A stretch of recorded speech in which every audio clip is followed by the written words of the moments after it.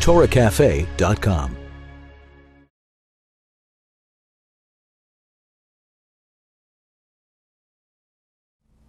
Welcome back, everybody, to part 3 of 3 of the Jewish idea of dreams. So last time we had a conflict. We had some places in our tradition that said dreams are of no consequence. Dreams have no meaning. Then we had several examples, not just from biblical and Talmudic stories, but from practical halacha, from Jewish law, recommendations, things to do if you have a bad dream. So which is it? Are they of no consequence? Or do they carry meaning? Well, the truth of the matter is, both answers are right. Let's talk about how it works. You have 2 basic types of dreams. A natural dream and a supernatural dream. What's a natural dream? Natural dream goes like this. Natural dreams can be caused one of 2 basic stimuli. First thing is from external influence. Okay? A food that a person ate, you're really full, or a certain type of food. Okay? If it's hot in the room, if it's cold in the room, if you're hungry, if you're thirsty, if you go to bed with any of these external factors, it will incorporate into your dream. It will affect what you dream about. Anyone ever have a dream where they're in the middle of dreaming and then some sort of external stimulus shows itself and you automatically bring it into your dream? Someone calls your name, automatically that person appears out of thin air and they're talking to you in your dream. Or you hear a buzzer or a ring go off, the phone goes off, and all of a sudden in your dream a phone goes off. That's called dream incorporation. It's a fact. It happens to everybody. That when we dream about things, we incorporate external stimuli with our dream. So those dreams really have no consequence. They're meaningless. They're just you putting together random bits of information, turning it into a story in your head, and that's all it is. Then there's another type of natural dream, and this is similar to what we talked about in the first session. These are your walking thoughts. What a person was thinking about during the day. They maybe have a psychological nature, a psychological meaning, what you were thinking, what you were feeling that day or during the days preceding it, but not of any particular meaning. It's called the continuity principle in psychological jargon. Continuity principle. Since I was thinking about this during the day, since this week I was thinking about this, so continuity, at night, I think about it as well. It may show itself or express itself in different ways, but it's the same basic concept that's showing itself in the dream. This is the majority of our dreams today. 99% of our dreams, of 99% of the people, are all what you would call natural dreams. They're things that we thought about during the day. And one of the reasons that we, especially in our times, have these types of dreams is because from every angle, we're always bombarded with something to be thinking about.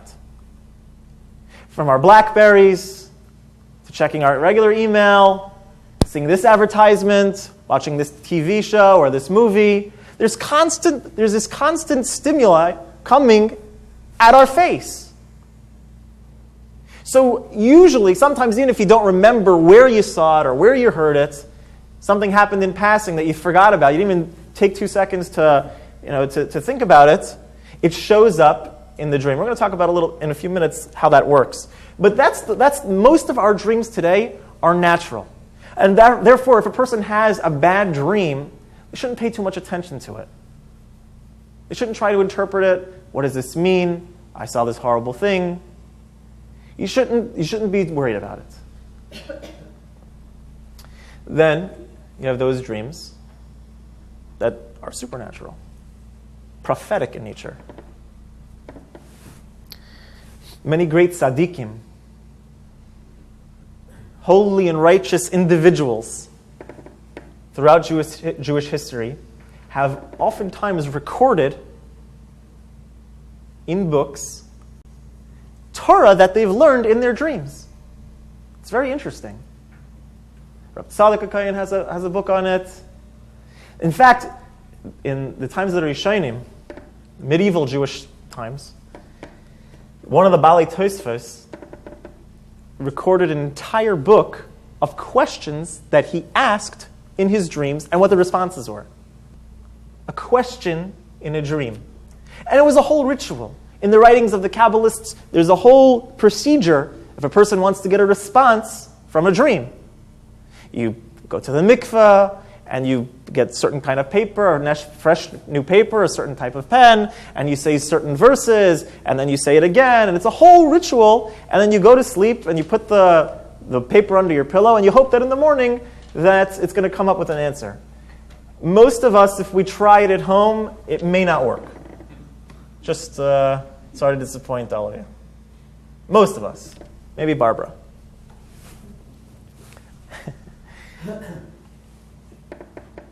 So dreams have the potential, in rare cases, amongst those who are very holy, to contain prophecy, or at least a glimmer of prophecy. The Gemara tells us that dreams are 1/60th of prophecy. Sleep is considered 1/60th, a fraction of death, and dreams are considered 1/60th of a prophecy. Again, this is not our dreams for the most part. This is very holy and righteous individuals. One thing that's interesting, just food for thought. I never checked up on this, but I heard an interesting vart. It goes like this. There's a book called the Concordancia. Concordancia is a book that if you want to look at a certain word or root word, it'll tell you exactly where in the Bible text it's found. So if you look up in your local Concordancia, okay, they're easy to get. The root for dreams, ches, lamed, mem, that 3-letter root, you'll find it mentioned 48 times in the book of Bereshis, and 7 times in the rest of the Torah. What's the significance? 48 times in Bereshis and 7 times in the rest of the Torah. That word. The Gemara in Megillah tells that there were 48 prophets that are recorded, and 7 female prophets, 7 prophetesses, I guess, right? Just an interesting food for thought, interesting how the numbers correlate. Nevertheless, so dreams, most of the time for you and I, are natural phenomenon, and in those very few and far between cases, between few and far between people, you have a dream of supernatural nature. People would often write into the Rebbe about bad dreams that they had. And the Rebbe's response is printed in all the letters. All the Rebbe's letters, the responses to people, are printed in many, many volumes of books. You could look in the index, dreams. So many people had written over the years, I had this dream, I had that dream. What do I do about it? What's the interpretation? So the Rebbe responded to them, just basically ignore it. It doesn't have any meaning. That unless the person is such a holy man, holy person, there's really nothing to it. Maybe psychological, maybe it's just expressing your feelings of the day, but it has no supernatural meaning. It's not a message from God. It's nothing of that sort. Nevertheless, the Rebbe said if the dream bothers you so much, there were certain remedies that the Rebbe would instruct the person to do. What I found, just in my brief research, was that he would say, interpret it in the positive way. Give tzedakah, check your tefillin, check your mezuzahs, different acts that can never hurt. Channeling, getting rid of any kind of negativity through positive. So how do our dreams work? What is the structure? What is the fundament of a dream? The awake person functions as follows. The reason that we, as human beings, walk upright is not by coincidence, and that animals walk on all fours. What's the reason? That a human being, the way that they're ordinarily supposed to function, we don't always work this way, unfortunately, but the way we're supposed to function is that we have our heart here and our head here. Our head is above our heart. The mind is in control of the heart. The emotions are important, but the intellect is meant to be the guide. We walk upright because we, as human beings, have the ability to curve our emotions. If we really desire something and something that we shouldn't have, we have the ability to turn it aside. Animals don't have the capability. Animals are pure emotion. Their head and their heart are on the same level. There is no thought process, should I, shouldn't I, is it right, is it wrong? The animal just does. It feels that way, it does it. A lot of humans, unfortunately, act that way also. But the reason that we, as human beings, walk upright is because this ability that was given exclusively to humankind, that our head can control our heart. So what happens when a person is sleeping? The head and the heart are on the same level. The emotions, the intellect, it's all in the same playing field. The emotions merge with the intellect. There is no right and wrong or ups and downs. Everything makes sense in a dream. Those things that in the order of our walking life wouldn't make sense at all make perfect sense in a dream. Anyone ever have a dream where all sorts of nonsense come together and it seems to be like nothing? No problem. It's the current year with current people that you know. All of a sudden, someone from 25 years ago shows up. You don't think anything of it. No, not even a, hey, how are you? Oh my God, I can't. Just like, oh, like they're supposed to be there. I was expecting you.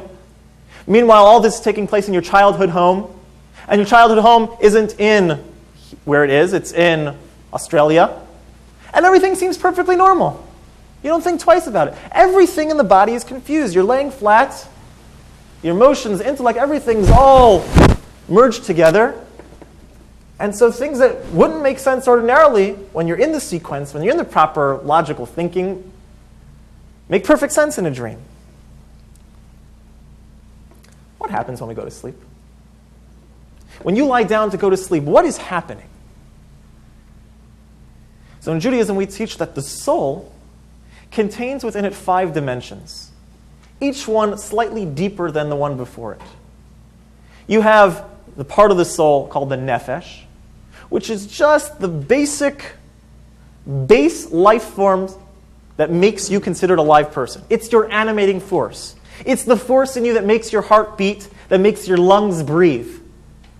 It's the animating force that makes you. It makes your blood pump. Just the natural, most base meaning of the soul. Then, progressively, there's 4 more dimensions, each a step deeper. Then there's your emotions, then there's your intellect. All the way back till you get to the essence of the soul. Consciously, within us, we only have 3 out of 5. The essence of our soul is not even 100% the part of us, you can say.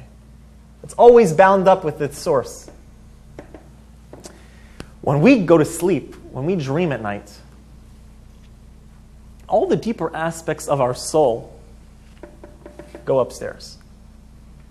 The only thing that's left is just that nefesh, just the most base and basic, living, functional things.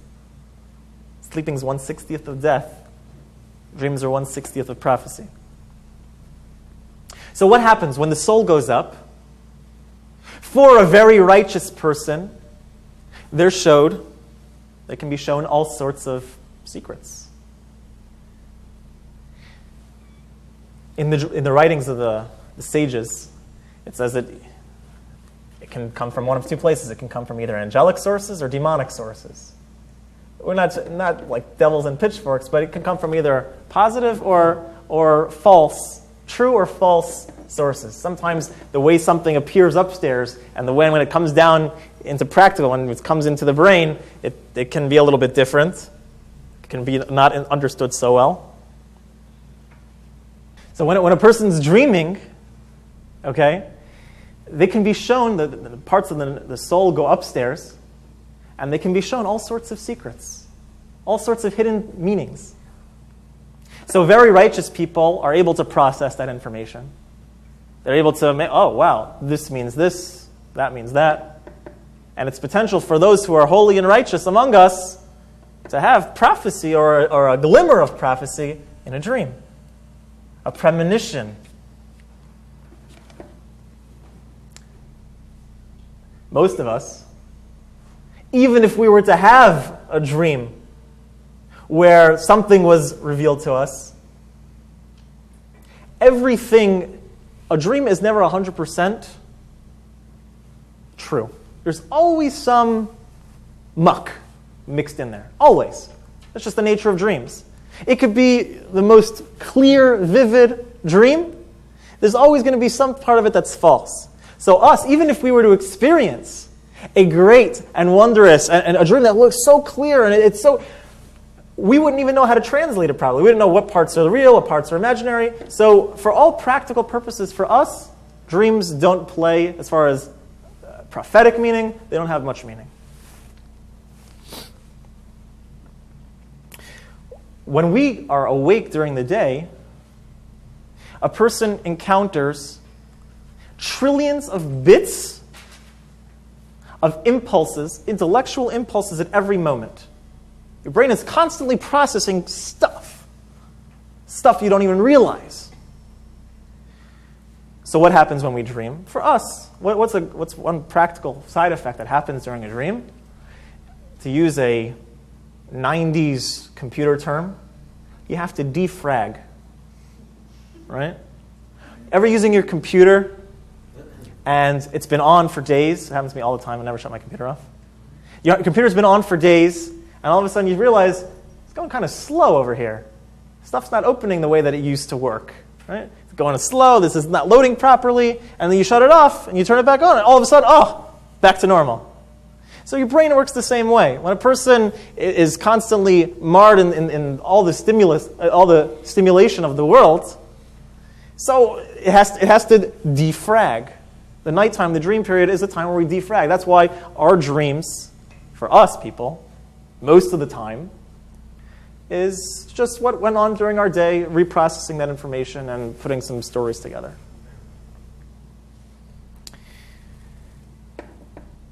There are a few things, even though our dreams today, as far as prophetic meaning, as far as deep insights into the spiritual world, we don't really have that so much. There are some very important and practical lessons that we can gain from the idea of sleep and the idea of dreams.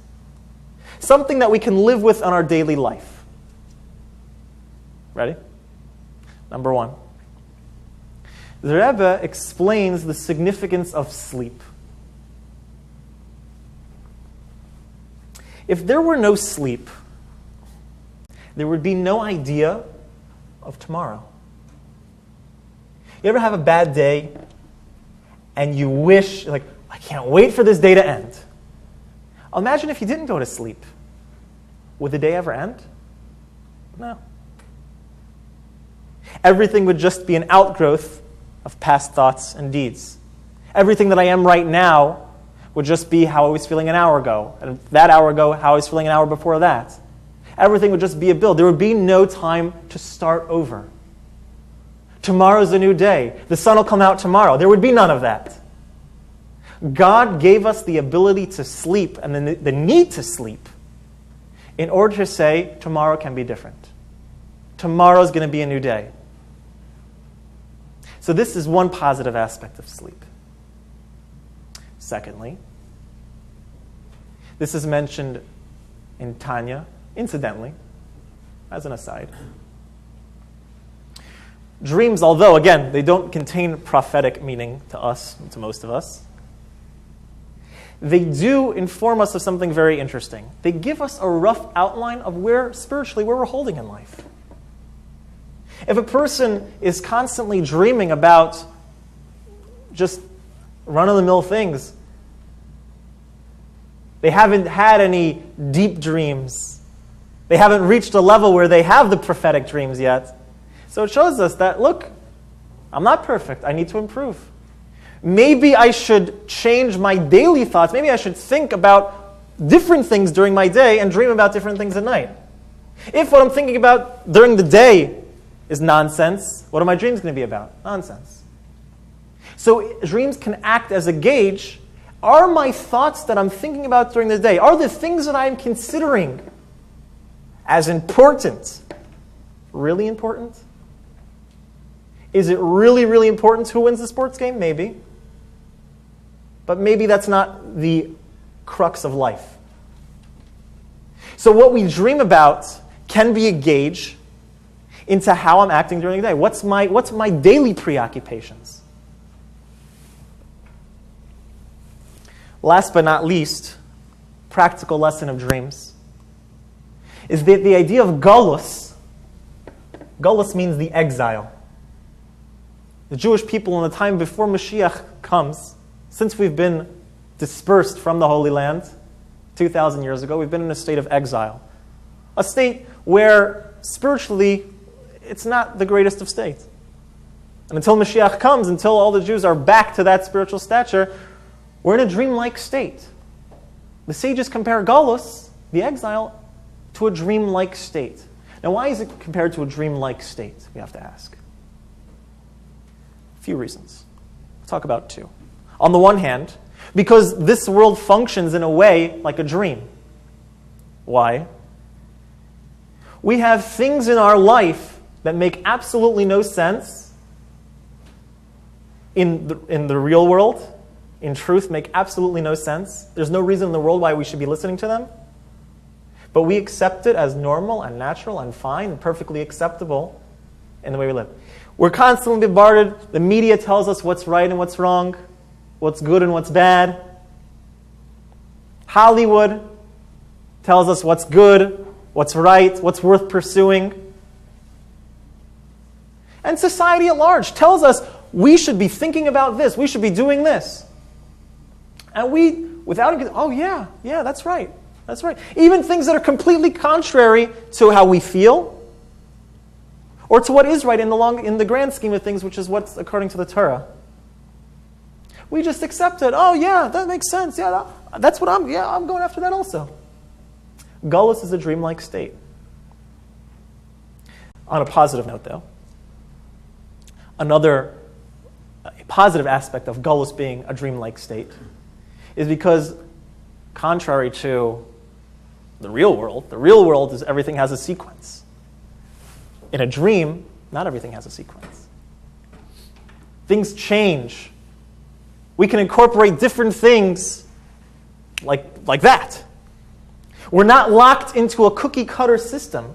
A person can be different tomorrow, can be different today than they were yesterday. If we were locked in the cookie-cutter system, we who aren't spiritual would not be able to affect the spiritual. We wouldn't be able to embrace holiness and to bring down godliness. But because we're in a dreamlike state, where opposites can coexist together, we, even us, who aren't maybe internally by nature the most spiritually sensitive, we can even bring down godliness. We can bring down holiness. And we can change our lives in ways that are unprecedented. There is no mold. You don't have to be who you were yesterday. If you're unhappy with something about yourself, you can change. Tomorrow's a new day. Gullas is a dreamlike state. Gullas is a time where opposites can coexist, where a person can transform themselves in an instant.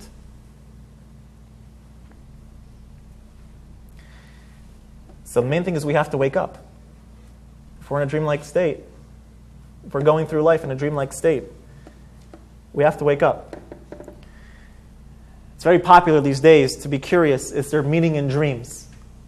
But people often overlook, what's the meaning in life? Do my dreams have meaning? Tell me, do my dreams mean anything?